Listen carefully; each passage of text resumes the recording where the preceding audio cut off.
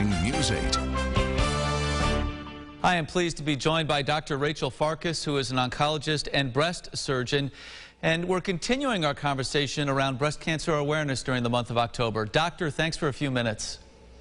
Thank you. Beginning to this conversation, I think, is one that we've hit on many times over the last several weeks, but to me, you can't hit on it enough.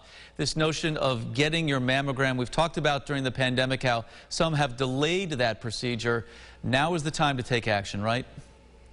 I agree. You know, so many women's appointments were canceled or delayed, and then women were postponing their own appointments because they were afraid to go get a mammogram. We know that it's very safe right now.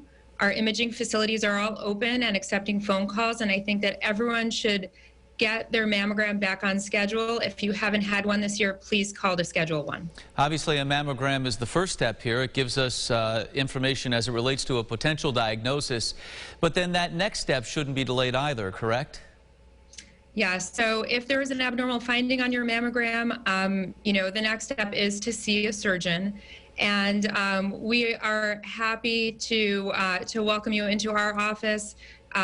It is not only safe to be in a physician's office right now, but we know that if any procedure is necessary, the hospitals are taking the appropriate precautions. So not to worry about that either.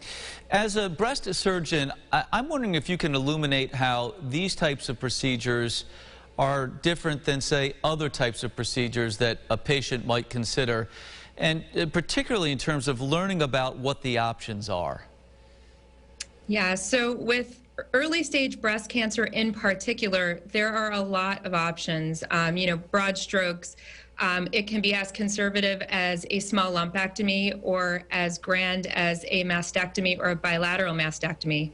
And so with these choices comes a lot of education. And so I like to welcome the patient as well as their family members or friends into the office to listen to the educational piece, to understand the disease process so they can make a more informed decision. In the end, in your experience, what makes for the most successful outcome? What gives a patient the best chance to have a great outcome when it comes to breast cancer?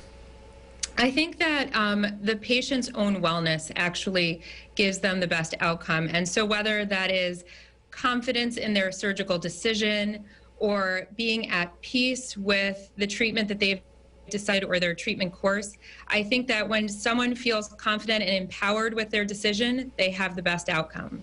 Doctor, we're grateful for your expertise and your time as well. Thank you once again.